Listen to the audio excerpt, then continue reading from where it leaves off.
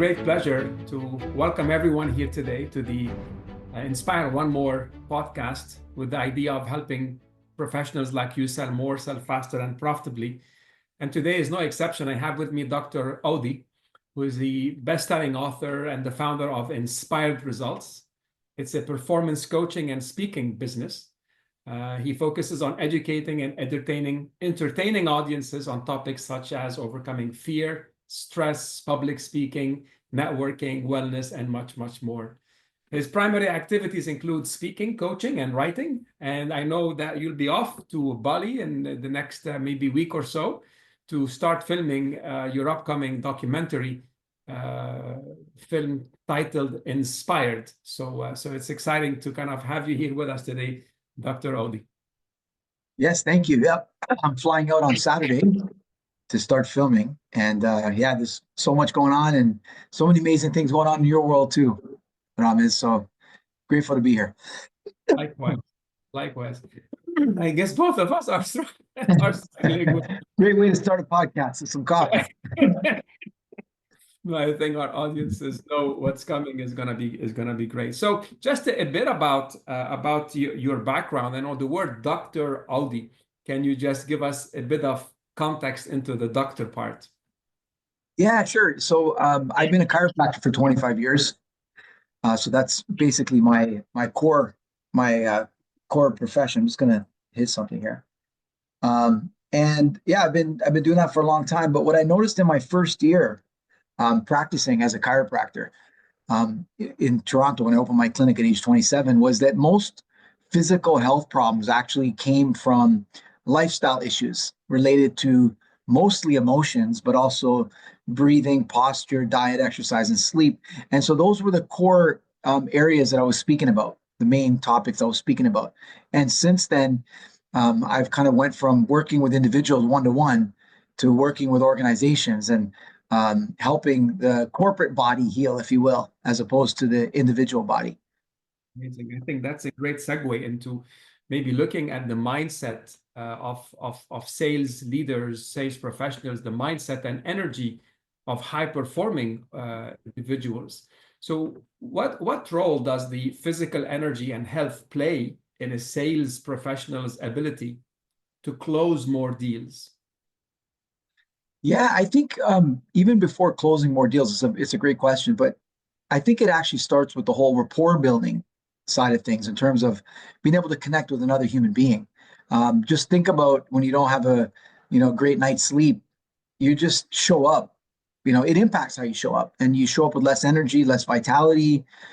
You're less inspired. You're focused on just getting through the day instead of making this an incredible day. And focusing on serving people, you may tend to lean on just let's get right to the point. Let's just close the deal, sign here, and let me get on with it.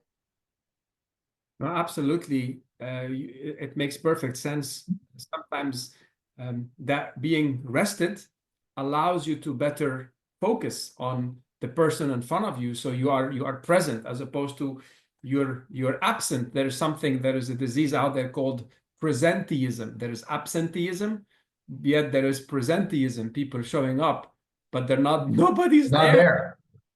Knock, knock, nobody's home. I love that. Yeah. It's absolutely true. What are some of the most, I would say, common mental or physical habits that hold top salespeople back?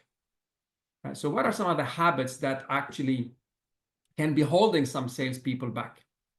Yeah, I mean, definitely if we start with the physical, that's what I mean. Sleep is a huge one. I mean, at the end of a day, especially when that's not an inspiring day, people come home and they're tired and they end up just scrolling and doing mindless kind of things instead of prioritizing what they would love to come home and do after work. And they very simply don't get a good night's sleep.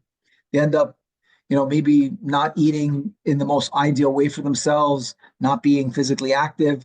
And all those things may lead to them staying up late. They may lead to them waking up in the morning with less in the tank.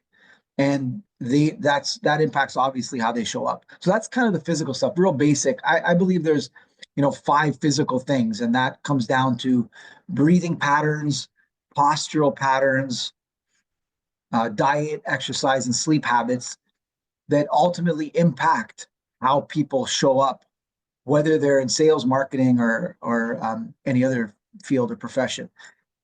From a mental perspective, emotions, they can disrupt patterns and disrupt how you show up in massive ways, right?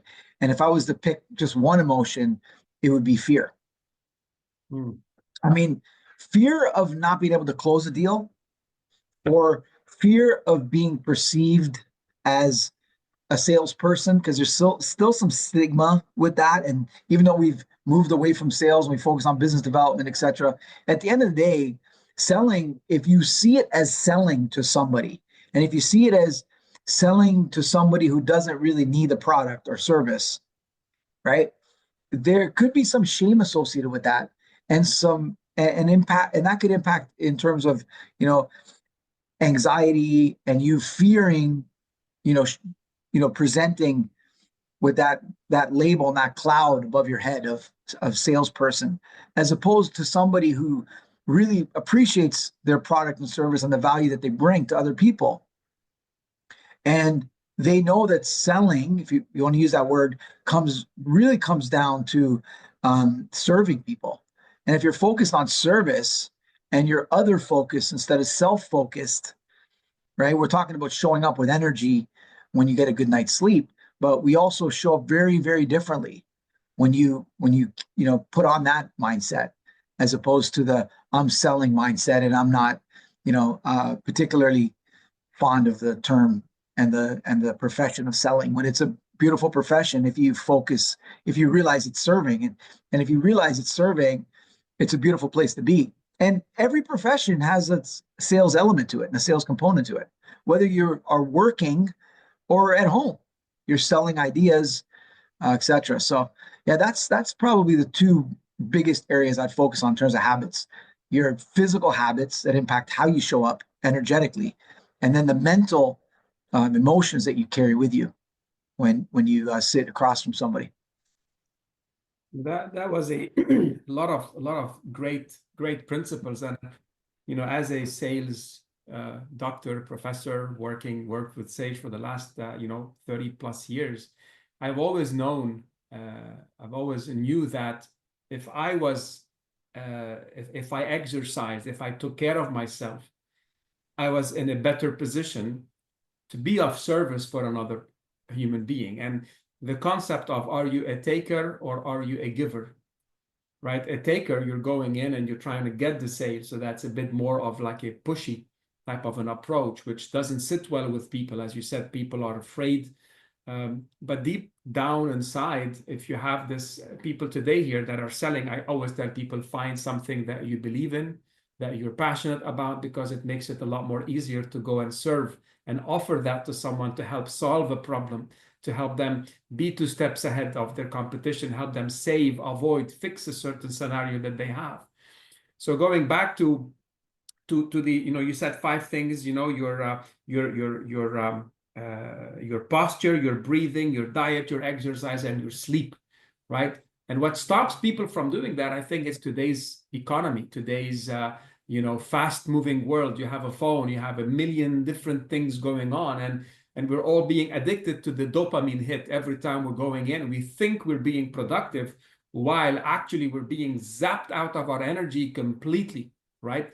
Being able to go in and stop being a spectator, watching people's lives, to being in control of your own life. When you're focusing on your cup being full, well, that's when you can go and overflow and give to other, give value, and that really will make a huge impact.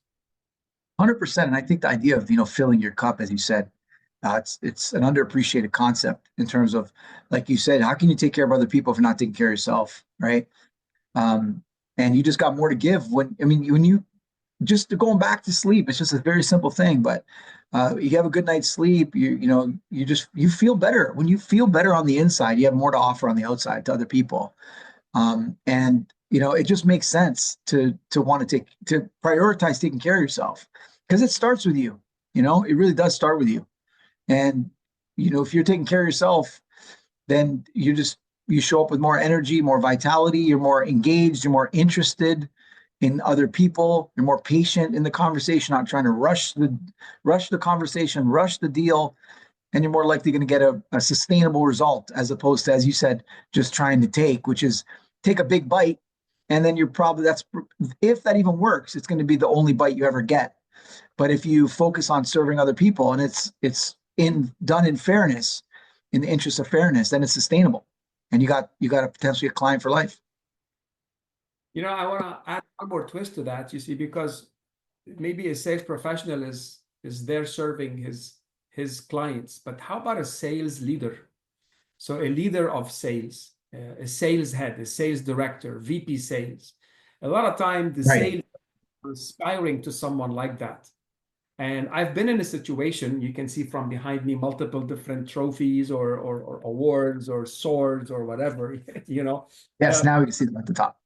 And the thing about that is, people watching the leader. If the leader is drowning, right? Nobody wants to grow. Nobody is. No, I don't want to be part of this business. I don't want to be part of.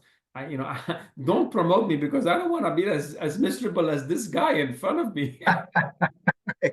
Sales leaders, sometimes we can be drowned. We can drown in dealing with cross-functional teams, whether you're dealing with your supply chain team, your marketing team, your head of finance, or your HR, or your operations. So sometimes sales leaders, right, have the responsibility of actually taking care of them and showing up, to serve their people. So just any tips that you can give for any sales leaders here to avoid burnout and to really rise to the occasion of I would say, modeling the way for others to follow. Yeah, that's the key thing. You just said it right there, is in terms of modeling and leading by example, right? I mean, if you're a sales leader and you want your team to want to, climb to the next level, if you want to think of it like a ladder, climb the corporate ladder and get to a similar position as you, you gotta lead by example. Because, like you said, why would somebody want to, rock it in whatever they do, and then end up being somebody who's drowned in the minutiae of bureaucracy and meetings and a lot of unnecessary things, and yeah, that's not something that people are going to aspire to be like. So yeah, I think for these leaders, and to avoid, you said to avoid burnout, I think it comes down again to taking care of yourself and having a vision. I mean, I think of it all the time when I see people going to the gym, and I often talk to people and I say, what keeps you going? And for many of them, they actually have a vision they're working towards. They're not just, I mean, just imagine lifting up a weight and pushing it or pulling it a certain amount of times for absolutely no reason. It wouldn't make any sense. Just going to drop it and say, heck with it. It's too painful. What's the point?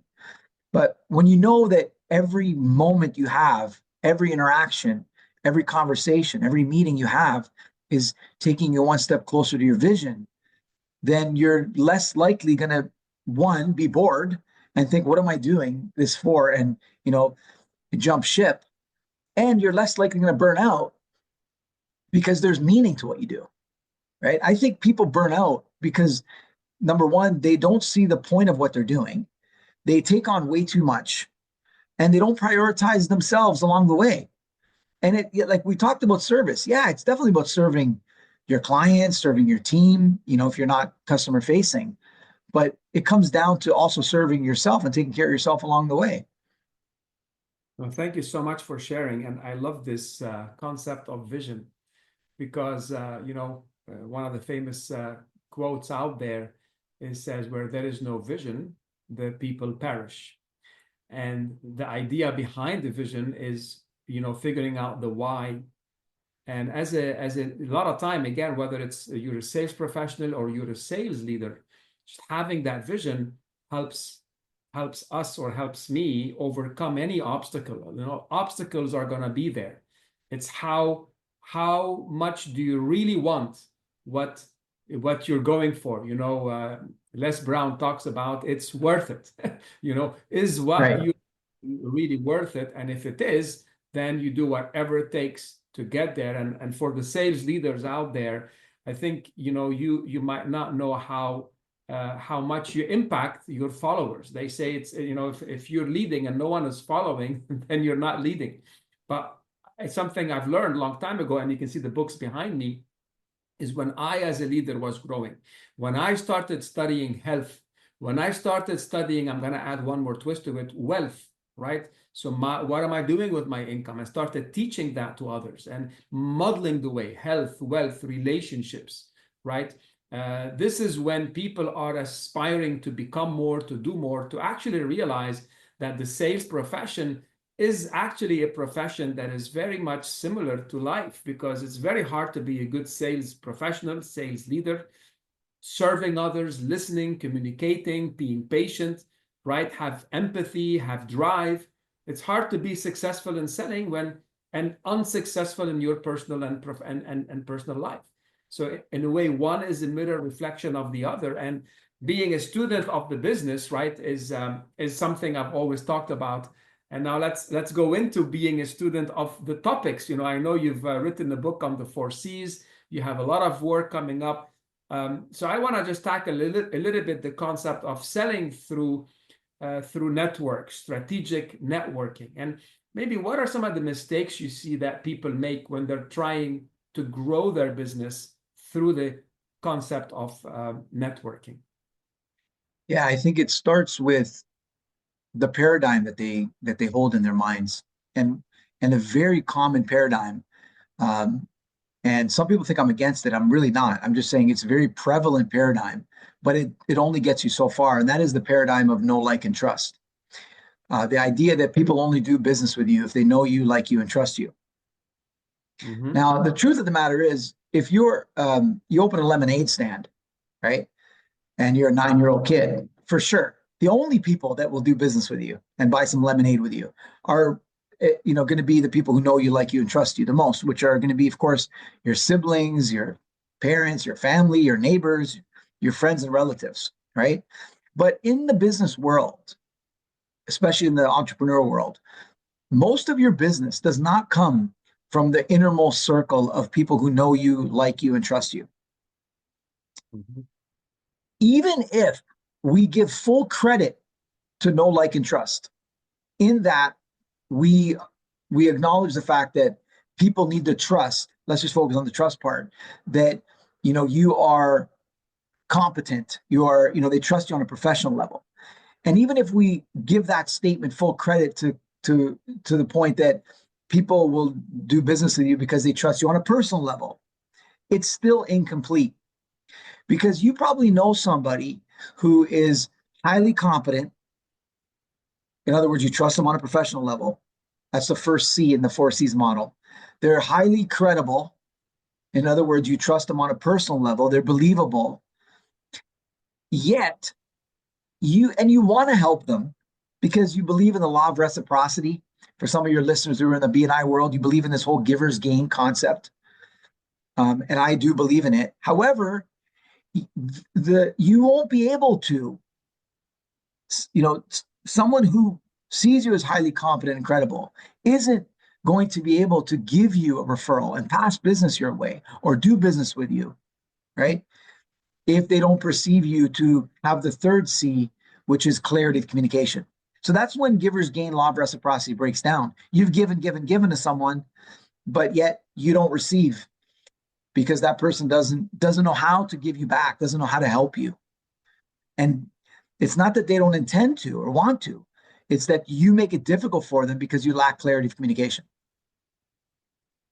So, what I'm getting from this is the paradigm, right? So the concept of, just because someone knows you, likes you, and trusts you, right, doesn't mean they know how to possibly refer you or to promote you, just because maybe you might not be or they might not be as clear of how to communicate you, or the person doesn't know how to communicate that. I maybe can you elaborate a bit on that? Yeah, sure. Yeah. So what I'm saying is that if you are not clear about what you do, who you are, why you do it, who you do it for, etc., then and you're not clear about what they need to say to others to open doors for you, they literally can't. Despite the fact that they have a very high level of intentionality in terms of wanting to help you, they just can't.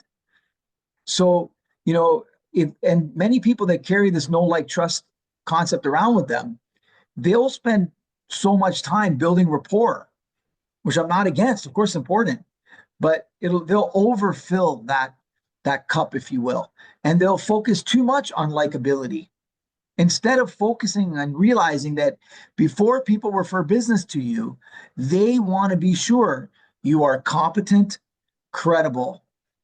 They want to know that you are. They want to experience your clarity of communication. And the last C, which I didn't talk about yet, is connectivity. Right? Connectivity refers to the quality and quantity of your connections, and it's human nature when somebody perceives you to be well connected in quantity and or quality, they naturally want to rub shoulders with you, they naturally want to do business with you, and they naturally want to refer business to you and just associate with you. And when people perceive you not to be well connected in quality or quantity, there isn't any ambition. So despite the fact that you've made it easy for them to know you, like you, and perhaps trust you on a personal and professional level, if you are not perceived to be well connected, there isn't any ambition for them. They're naturally going to spend time with this person over you because they believe this person is more likely to open doors for them than you are. Wow, this is some again, it's opening up certain ideas as I am I think here the concept of connectivity is a bit about a person's network, right? And we speak about someone's network is someone's net worth, and and maybe there's a very subtle line, right, in terms of how do we communicate that, the how do we communicate that connectivity in a business setup or in a business setting when someone is in a conversation. So maybe I ask you here a question, what are some of the mistakes that you've seen sales professionals do when it comes to this 4C framework? And what could what are some of the maybe like a simple advice you can give them to be on the lookout for to help kind of hedge against it? Yeah, so for sure, let me just circle back to what you said about connectivity. It's true. You can't just, carry your photo album of all the people you know. You can't sit with someone and just go through your thousands of contacts on your phone. Of course, you can display quantity of connections online. I mean, because people can just see how many followers you have, and that does have an impact. That's what social media influencers are all about, is the fact that they have a large following. Some people are focused so much on the online world. That's in terms of, if you were talking about networking errors, that would be one of them, is they focus so much on the online world and try to build a following, that network they built isn't actually a strong network, because these are people who perhaps they paid for people to follow them. They want that number to show up, but that they don't grow that number organically. And they oftentimes, especially nowadays, they focus on the online over or more so than the offline. They think, hey, I can just do a post. It's going to reach potentially thousands of people. What's the point of going to a networking function? There's only going to be 25, 30 people there.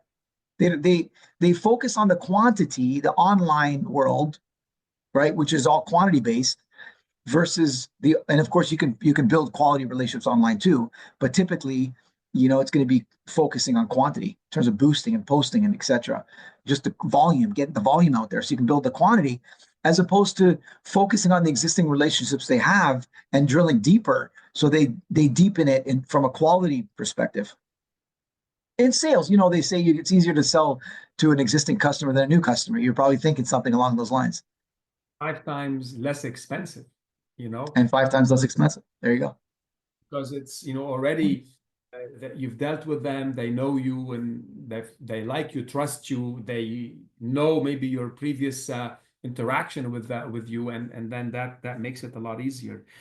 So Yeah. what just a clear message in here is, is that the quantity versus quality when it comes to connectivity, and the quality happens in the live face-to-face interaction, because you have an entire, you have an entire person with an entire person, and you really are building this relationship, getting to know them again, find something in common, find the FOR, family, occupation, recreation, even goals, the gains concept. So again, this is good. This goes back to the fundamentals of taking time. I just had lunch today with a lovely person I met.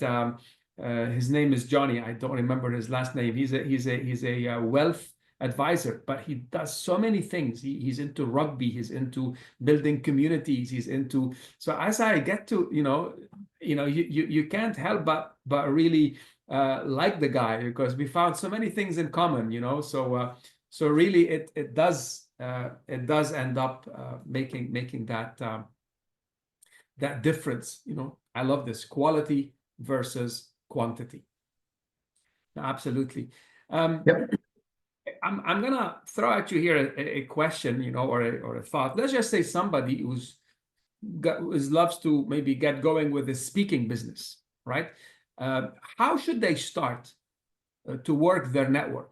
What would be some tips you can give to somebody who wants to be a speaker, somebody who wants to enter the space that we're in, speaking, training, consulting, etc.? What would be some of the tips that you could share with this person?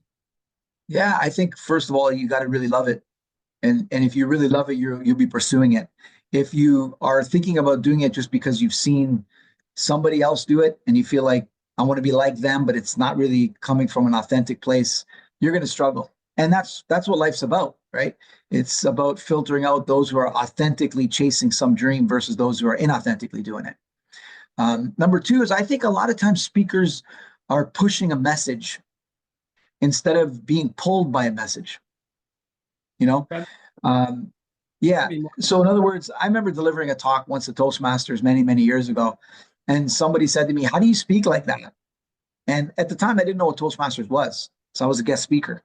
And I said, "Speak like what? I don't really understand what you mean." It's like you're jumping on stage, you got all this energy and you're animated and all this stuff. And I said, "My friend, I really think that a lot of people have it backwards, is they're trying to push a message instead of aligning with a message and naturally being pulled by that message. You know, you spoke earlier, about like having a vision, etc. I believe a vision pulls you or draws you towards it. The actions you take every day push you or move you towards the vision. And that's why you want to have push and pull in place. You want to wake up in the morning and be very clear about what are the most important things you want to achieve today, that you want to pursue today, that inch you closer to achieving your targets, to, achieving whatever vision or fulfilling whatever vision you have. That's the push, is the actions you take, the inspired action you take every day. But what I do is, I know a lot of people do vision boards, which work. For me, vision boards don't work because they're not alive enough for me. So what I've created is vision videos. So I have a video that I watch every single morning and I listen to every single night, almost every single morning and night, because sometimes I can just play it in my mind without having to actually go to it on my phone. And I create it myself. And it's basically me sharing like a spoken word poem about legacy. And I basically have pictures and videos with music playing of all the different things I want to achieve in my areas of my life, like you said, family, occupation, etc. That I can just close my eyes, I can hear and I can see, and so that's what I do to create the pull effect, to pull me or draw me towards that vision. And then I take the actions every single day and make sure I prioritize what they are. So every day I'm taking those footsteps closer towards making that vision come to reality. We went into an area that I wasn't expecting us to go into, but I love it because it is again, where there is no vision, the people perish. And here you're utilizing the power of visualization. So, even, how do you manifest something in your life? Well, how do top athletes, right? How do world champions win the championships? Well, that's one first in their mind, then it's one in reality. And Right. research when you close your eyes and you actually go through the motion. In your case, you're listening, you're watching, you're seeing exactly the future desired, the future desired state of your health, your wealth, your relationships, the legacy that you're building. And now you're bringing this into your conscious mind, and then your unconscious goes to help you take the actions to drive this. And it's beautiful, you know. It's just Yeah, thanks, you know what's interesting is that this actually started after my first marathon. So in my first marathon that I ran in Beirut, I finished in, let's say, what's the word? In a very flashy way. okay. And I say that because I was carried to the finish line in an ambulance. It was a flashy finish. Because at kilometer 32, there was no more water stations. So 32 to 37, there was no water. So I got dizzy and I couldn't keep my head up any longer. So I was kind of just hunching forward, walking basically. And then I couldn't walk any further and I just collapsed because of dehydration. But I wasn't sure if it was the wall, right? This mental wall, or if it was a physiological thing, like I was really dehydrated. But I had no idea. I just remember them, the ambulance coming to me and saying, can I get you something? And I said, yeah, I'd love some water. I said, we don't have any water, but we have Panadol or like aspirin. And so how am I supposed to drink that? How am I supposed to consume that? Anyways, when they took me and rehydrated me, I said, please take me back to where you found me because I came here to finish the marathon. I said, no, we can't. You already crossed the finish line. So anyway, I say that because I came back to the UAE and I said, you know what? This time I want to make sure I cross the finish line. So what I did is I drove to Dubai and I recorded the marathon on my phone, like in my car driving quickly. And I put some music to that and I watched that video over and over again. And if you can imagine, a car is going pretty quick, a lot faster than you can run. So even though I was driving slow to video it, I was going 40, 50 kilometers an hour, let's say, or 60. And yeah, I just was able to visualize it. And I was also smelling. I had my fiance at the time, her cologne, her perfume. So I sprayed it on a stick, took it with me. So when I was running the marathon, I could hear that I only turned on the music at kilometer 32, the same music I played when I was visualizing. And I was smelling my wife's, or wife now, my fiance at the time's perfume. So I had the visual, I had the auditory, and I had the smell. So now with my vision videos is I have the vision, I have the auditory, and I have the feel. There's no smell necessarily, although I do have flowers and to remind me to slow down and smell the flowers in the video. Yeah, that's kind of my approach to pushing and pulling. So it did start from a somewhat dark place, if you will. Amazing. No, I think it's really a bonus session. I just spoke at an event, Nielsen IQ sales conference. It came, they had top 500 sales professionals come from all over the world. So this is a big multinational organization. They flew 500 people, put them in Atlantis. And my talk was about mindset mastery and actually getting to become a partner, to partner with your clients. And there was a big part of it on the concept of breaking your mental, having a breakthrough, a mental breakthrough, and the concept of visualization. We had an exercise that really drove this message across. So for everyone listening here today, I lost you for a second there. No. So I was saying for everyone listening here today, really some great nuggets from Dr. Oudi. So can you hear me? So Ramez, I lost you for a minute there. Okay, I'm back. Can you hear me? Yes, the last thing I heard was that you did this, mental visualization, etc., at Atlantis, and that comes as no surprise because you're definitely a master of your craft, and you clearly you got the mindset piece in place. No, absolutely. It's hard to do anything in life. It's not to mention selling. Selling is a mental sport. A sale happens first here before it happens in reality. And again, our people first, do they believe that they can actually, right? Beliefs drives emotions, emotion drive action drive results. And sometimes all what it takes is one success And you got to keep focused on, instead of the missing tile, what can't I do versus what I have done before. So focus on empowering yourself as a sales professional, sales leader, to seeing your successes. It builds up your confidence. It helps you to really go to that. Right. Yep, Uh, definitely. let's talk about the concept from referrals to revenue. From referrals to revenue, right? And this is something that I grew up with. You know, I sold knives door to door, right? I sold knives door to door. And at the end, this is a knife that has a lifetime warranty, right? The Cutco brand. And if you don't get referrals from a client, if you make a sale now and you don't get 5 or 10 or so referrals, game over. So I had a very structured approach to ask for referrals. Yet today I find people very hesitant to ask for a referral. People Mm, afraid to ask for a referral. So maybe one thing I yeah. ask, what are some tips you can share that would help people ask for a referral without sounding desperate? Yeah. Well, the truth of the matter is, those who are not willing and able to ask for referrals are probably not able to do so with the clients that they don't feel like they really served well. Mm. Mm. In other words, I don't think I deserve a referral, Bingo. right? Because if you, I'm gonna throw something else. I also found, and me being there. So at first, when I started selling knives long time ago, I was a little bit uncomfortable because of the fear of being rejected. I don't want to like this. I don't want to ask. I don't want to like impose, if you know what I mean.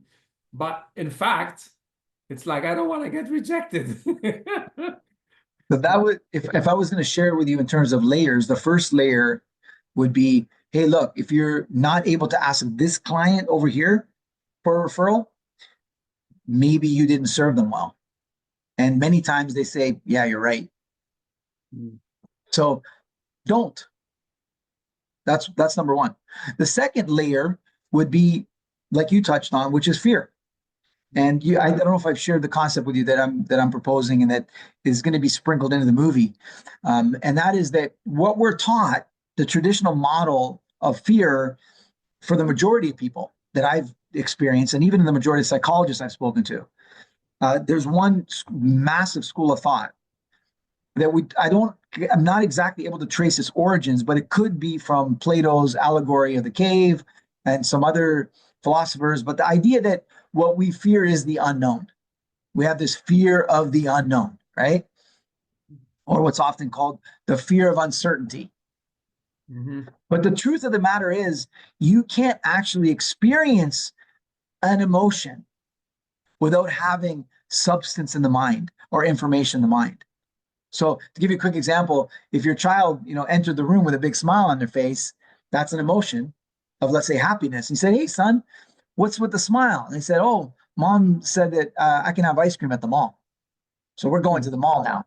So you can see that this emotion is connected or linked to something going on in the mind.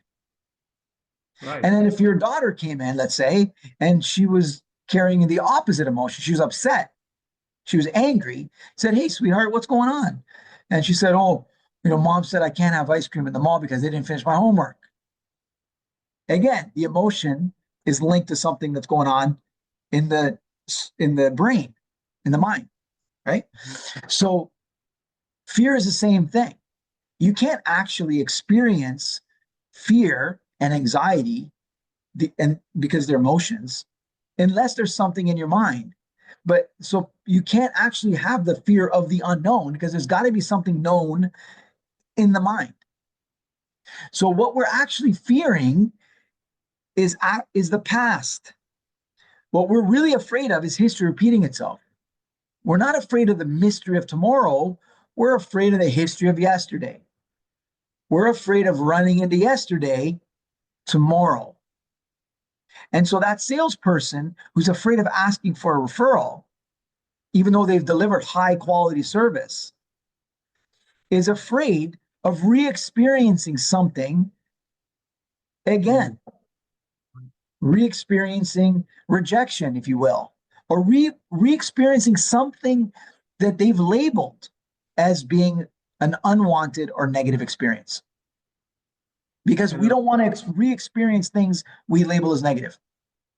no, thank you so much for that beautiful explanation. And just building on that, a lot of time, as individuals, we evolve. Our skills evolve, our abilities evolve, yet we sometimes get stuck in the past.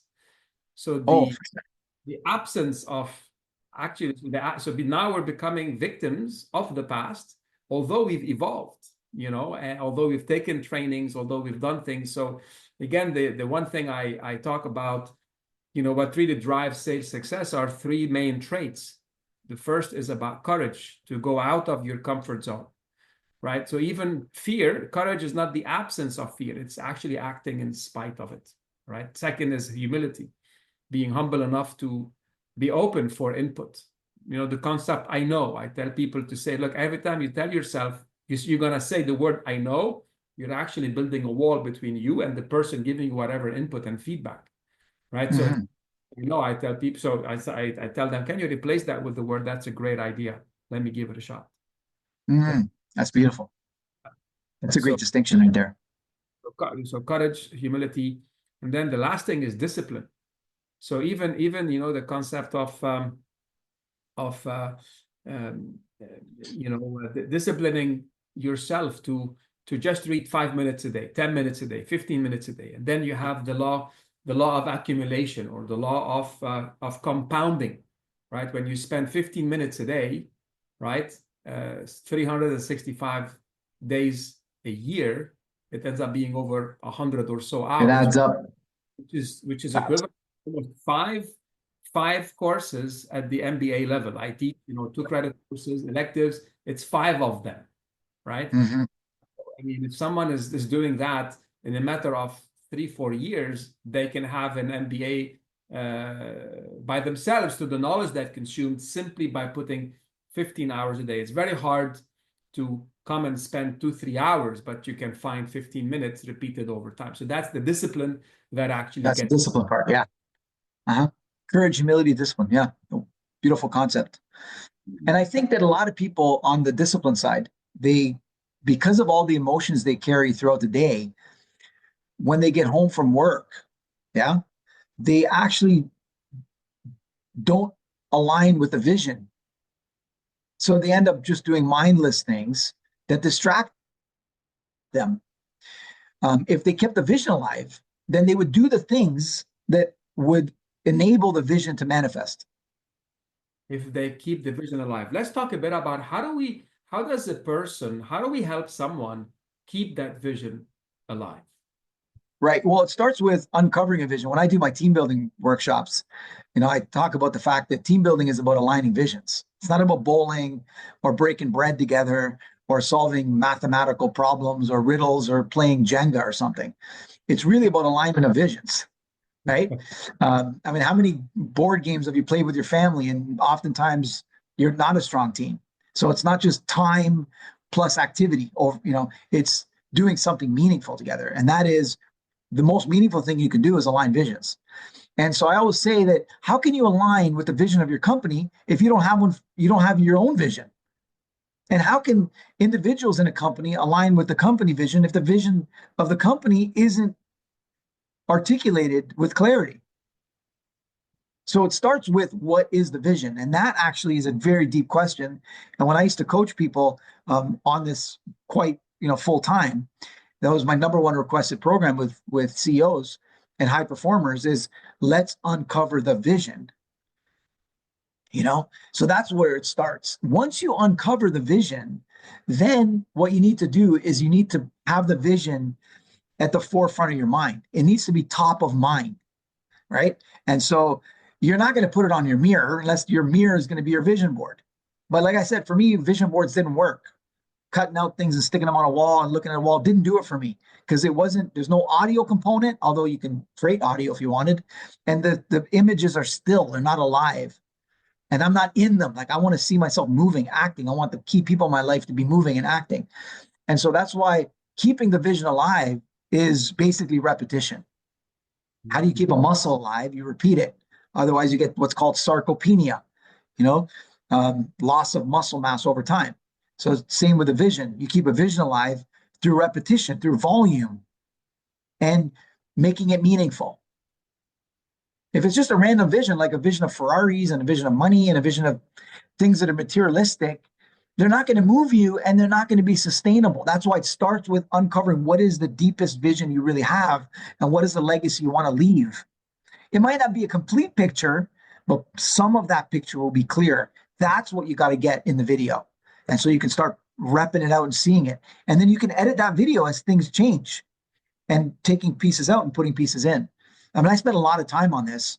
And when I coach people on it, they get very crystal clear about their future. Initially, I say, how clear are you about your future? They're like, not clear at all. What are the key components? Nothing, almost. And some people, it's almost nothing. And at the end, it's like, I'm pretty clear. This is this is the clearest I've ever been. And I don't profess to be able to get them 100% clear because it changes over time. But at least I give them a system to find it, define it, and refine it. You know, I heard this. I'm going to just build a bit on what you said because it just puts a big smile. I know you and I have a lot in common. Yeah. I go by this. I heard this a long time ago, and it says, people are like water. They will take the shape of whatever container you put them in. So if you have a bottle, the water will take the shape of the bottle. If you have a mug, it will take the shape of the mug. And when I was a brand new sales manager, right, I sold knives as a direct sales business, 100% commission. My success depended on me going out and selling. It depended on me actually training, recruiting, training, and actually transmitting that vision. The why are we selling the knives? What's in it for you, the knives? Yes. And that's something that I find lacking with many, many organizations I work with in here, right? And I'm going to go back to, there was a big chasm between Ramez being an average salesperson or sales leader, actually, a district manager, to being in the top 0.5% of the entire organization, right? And that biggest difference was me being able to communicate that vision with others. And the word you said here, the magical word, is repetition of the vision. And what I had was like, I actually moved to the island of Puerto Rico. I was a district manager in the US, in Chester County, PA, Pennsylvania. My girlfriend used to be, Puerto Rican, and I decided to move down to start my office down there, and I did. There's a story behind that, but now I'm in Puerto Rico, okay, and it's like I don't know anyone, Actually, my girlfriend left me, so right around when I'm moving, she left me, so now I'm like completely by myself. And I'm thinking, I moved for two reasons. One is because I wanted to be next to her. Second is I wanted to do something on an international, environment. And being in PA, in Pennsylvania, I felt there's nothing international about being here in Pennsylvania, right? So I said, let me go to Puerto Rico, build up that business so that I can then become the bridge to go to Latin America. So This was still the selling knives business, right? Yeah, that was. It's an international company. Okay, got it. So I convinced the company to help me, to give me the territory of Puerto Rico, because I went down with my money and set up the business down there. Got it.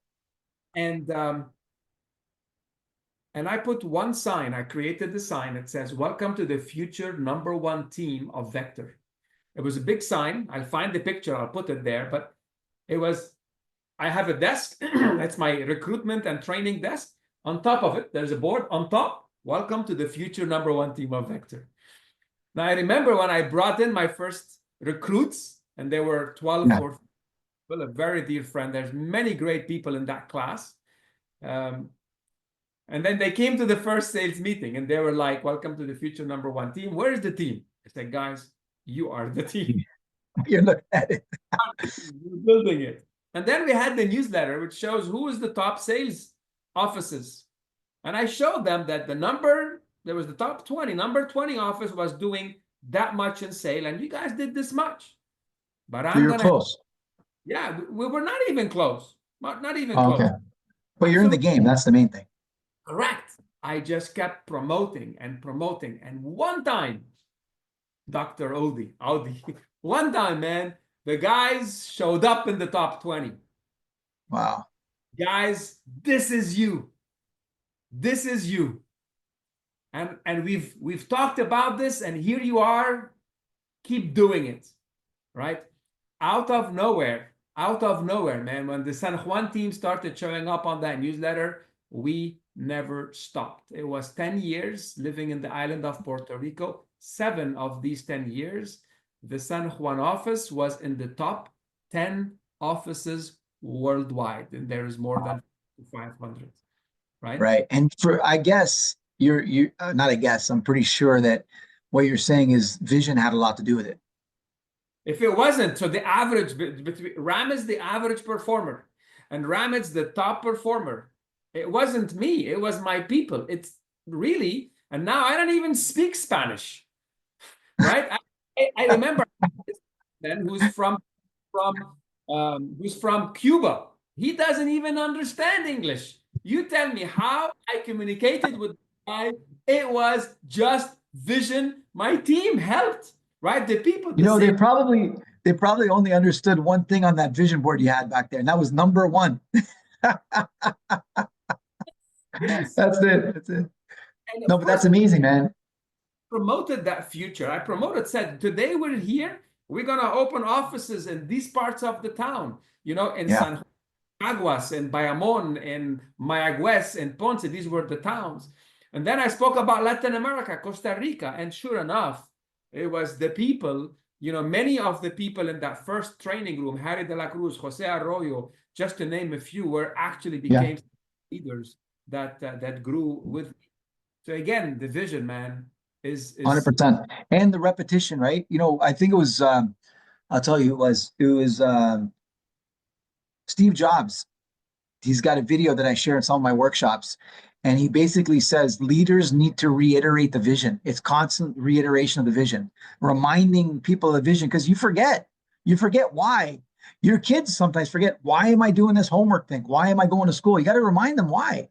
Because especially for people who don't see meaning in certain things, you got to give them a vision for it. And we know the cliche now, when the why is big enough, the hows work themselves out. If you figure out the why, the how to, you find a way to make it happen. and for every sales leader here, I tell you the concept of leadership, leading by the vision, right? So mission, vision, values, goals, every single, so then I moved into the Unilever business. I took over a losing business. I had this exercise. I sat with my team. I brought, the heads. I brought everyone, right? And Okay. why doing what we do. We came up with what's our common value. So we did the value exercise. We found out what are our values. We created our mission, our vision statement, right? And that was imprinted on everyone's desk. Every meeting I started was, guys, this is who we are. This is what we're going. And now let's see where we are compared to where we want to go. And man, And then that brings meaning to every action. so within 1 year, I was given a target to lose less money. So to lose, instead of losing a million euro, I said lose 300 million, 300,000. So bring the business closer to being profitable. Yeah. And the same people except one. I let go of one person. We had no more extra headcount. We were able to turn that business around within 1 year, brought it up, right? So leading by, Amazing.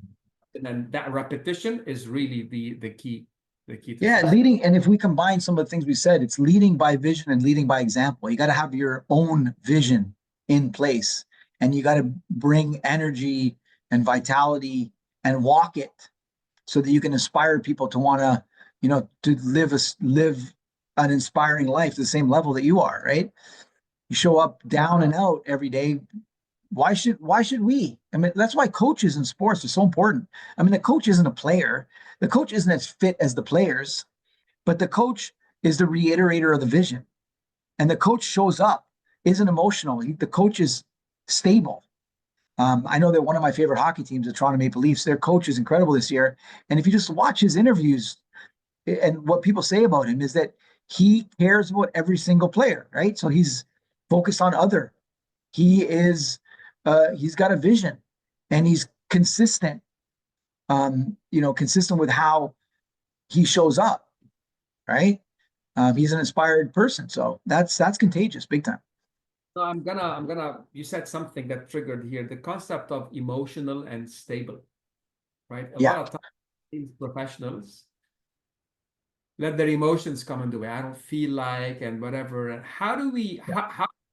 what advice you can give to sales professionals to go from being emotional to being stable and actually follow through on what needs to happen? Today, we know the average sale happen after 5 to 12 follow-ups, yet the average person stops following up after the first time. So 44%, some statistics I saw on HubSpot, They 44% just of give up.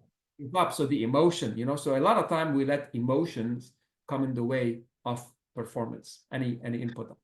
No. Yeah. So several things come to mind. Let me just start off by letting you know that emotions being stable, emotional stability, if you will, is an oxymoron because emotions aren't stable. They're not designed to be stable. That's if you see, young children when they're really excited, then they're really depressed. When they're really happy, then they're really sad. So emotions, by definition, they are not stable in their essence, right? So it's really not about being emotionally stable. The only thing that can be stable is the vision. That's where stability comes from, is being able to push through difficult, challenging days because you realize the why you're doing it, right?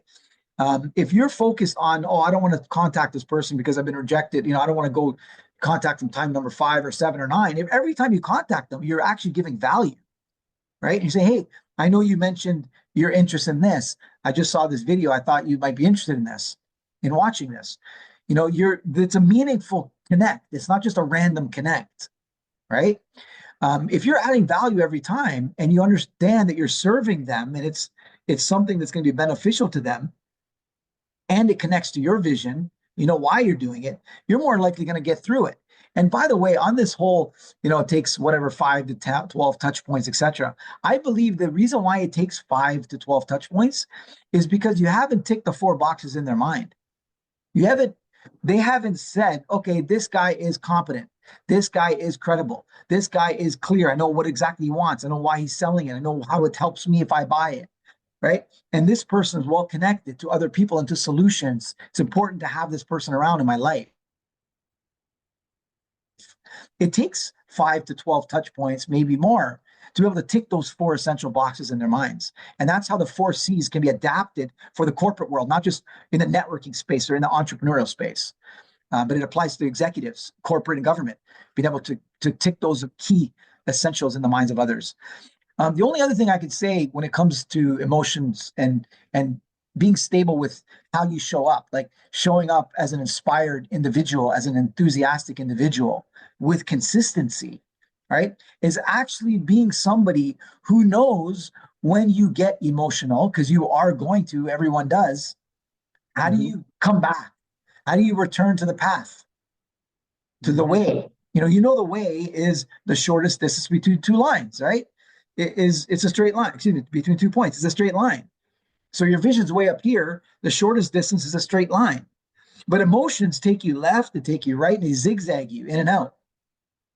So what you want to be able to do is, when I get up, how do I return? When I get so excited and lost, right?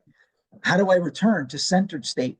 When I get down and out and angry and upset and frustrated and resentful, etc., how do I return? The secret is knowing how to come back.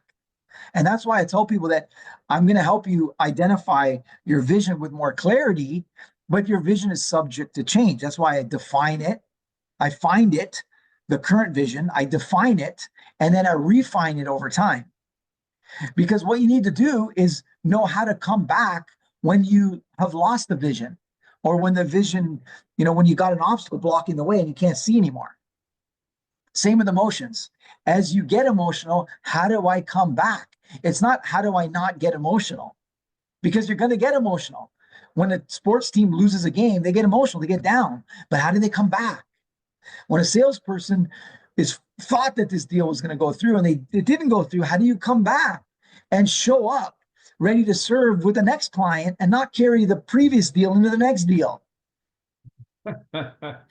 Yeah, in a way, it's beautiful. I think it's definitely very valuable for our audiences, and it's a topic that I know we can go into a lot more detail, and Oh, for sure. concept of Scratching the surface. passionate about the concept of vision is really is quite exciting. So Most people don't focus on the pull. That's the problem, Ram, is that they focus on the push. The push is knocking on the doors, taking those steps and doing those things throughout the day, which is a vital, crucial component. But that's like pedaling just one way. It's like halfway. To get the full pedal in a bike, right? And to build that momentum, you need the push, which is the inspired daily actions, prioritized actions, but you also need the pull from the vision. Some have one, some don't have the other. Some have both that are mediocre. Some have neither. right, this is lovely. Um, I know there is one story that I want to see if it comes up in here, which is, a moment in your career, or at the beginning of your career, where maybe things were not working as good as they needed to, and then this aha moment for you. I don't know if can you share a moment in your career where things were not doing as good from a sales or networking perspective? What did you learn from it? And then what happened? How did you Yeah, overcome? I can very, very quickly overwhelm you with multiple examples, not just one standout, but I will give you one particular one. When I was about 27 years old, my father walked into my center and he said, "Son, I really like what you've done with the place." I said, "Thank you, Dad." He said, "But it's missing one thing." And I said, What's "What's that? that, Dad?" And he said, "Patience. This place is empty." I may have told you the story. This place is empty. There's nobody here. I said, "Dad, hold on a second. You got to give people. I'm the new chiropractor in town, the new doc in town. You got to give people time to find out about me." He said, "No, that's your first mistake. You Mm, don't wait for people to find out about you. You go out there and you network." Now, I didn't mm. know what the heck that meant. You know, I just knew that for me, networking and speaking were synonymous. They're Okay. very interwoven, right? I mean, most networking events require you to speak, whether you're speaking to one person, you're speaking to groups, or maybe even you're speaking in front of a whole room with a microphone in your hand, right? I didn't want any part of that. I was Mm, not interested. But I remember very specifically, and you're going to love this, man. I remember my dad pointed out the window and said, "Why don't you go speak there?" And I okay. said, "What am I going to say?" He's like, "They have spines. Just go talk about what you do." I went there and I booked the talk. But a few nights before the talk, I remember walking out, my knees were like boiled spaghetti. They were touching each other almost. I was like, I just booked the talk. What am I doing? I can't speak. I'm terrified about speaking. And I remember being at my brother's house a few nights before and the talk. I was so nervous on this that every time the talk comes to mind, I'd go to the bathroom and I'd give back to nature. And then I'd lie on the couch again. Then I'd think about the talk and I'd go back to the bathroom, back and forth. I wore out that bathroom, my friend. But then I came back to the couch and I was completely worn out, like I just ran a marathon. I had nothing left, literally nothing left. I was exhausted. And I turned on the television and I was listening to a story of a man who decided to leave his children in an area, I believe in South Africa, many, many years ago, 25 years ago. And he decided to hitchhike out of Africa, get all the way to the Sahara Desert, cross the desert, then dive into the cold, dark sea, the Mediterranean Sea, so he wouldn't get caught, swam across the Mediterranean. I think he swam, maybe he took a boat, I don't know, but I probably swam, okay, or had some sort of aid, but got to Europe, okay, to do what? To clean the floors of a fast food restaurant during the day and to work as a janitor and to mop the floors of the mall at night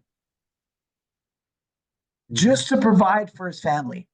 And I was thinking, I don't know what the guy's name was, but I called him Lion because this is a courageous son of a gun. And I'm sitting here lying on a couch, scared of speaking to an audience that's, that is welcoming me. Now, let me tell you, I got so lucky because it was a dream audience for a terrible, terrified speaker, even though it was a total flop presentation. A third of the audience didn't hear a word I was saying because they were deaf. The other third were blind. And as you're probably guessing, the rest of them were so heavily medicated, they didn't understand a word I was saying. I was speaking at an old age home. Okay. And this little old lady came up to me afterwards Yeah. and said, "Can I give you some feedback?" And I said, "Absolutely." I had in my mind, I'm never going to speak again, ever. The first and the last. And she said to me, "You speak way too fast. You need to slow down."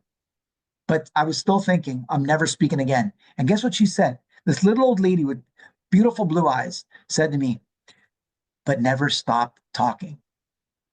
Oh, Dude, amazing. till this Amazing. day, man, it's a goosebump moment. She inspired me so much. And I went back, I've never looked back.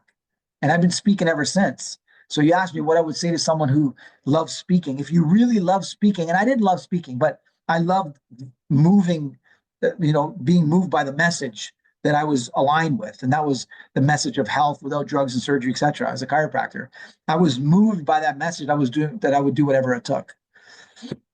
So yeah, That's that was probably one of the toughest times in my life when I was shaking, shivering in bed, knowing that I had to pay the bills, and also shaking and shivering in bed, knowing that my way out of my difficult situation was to network and speak.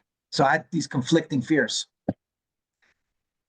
awesome. What a great way to kind of wind things down.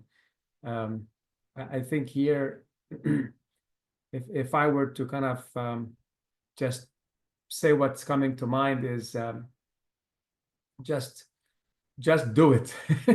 Just go out there and Yeah. be yourself, be motivated by your vision. Understand that there are these four different principles, right? In terms of sorry, um, your competence, credibility, clarity, and connectivity, which helps you to connect more with people. And you said something about the rule of people need to be reminded, or you need to interact with people 5 to 12 times. And I believe for sure, if those elements are missing, that will take a long time, or actually people won't even want to interact with you anymore. So 100%. And that's why it's the onus is on you. It's your job to make it easier for people to see that you're competent, credible, clear, and connected, because they're not going to be trying to figure it out.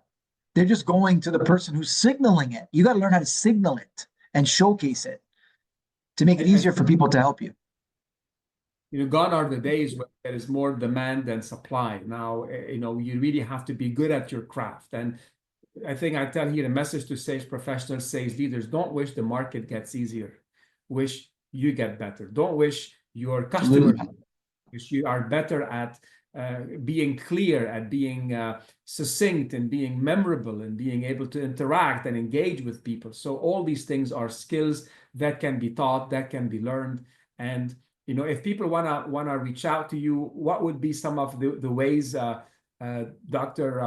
Oudi, for them to be in touch with you and what you do? What are the best way of reaching out to you?